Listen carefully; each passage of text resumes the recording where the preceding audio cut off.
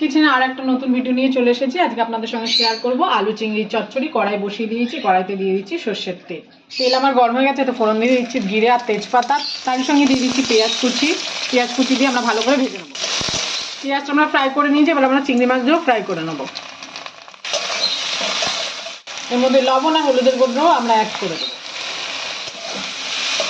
এর মধ্যে এবার টমেটো আর কাঁচা লঙ্কা আমরা অ্যাড করে দেবো। টমেটো দিয়ে আমরা ভালো করে কষিয়ে নিয়েছি, এবার টুকরো করে কেটে রাখা আলুগুলো আমরা এর মধ্যে অ্যাড করে দেবো।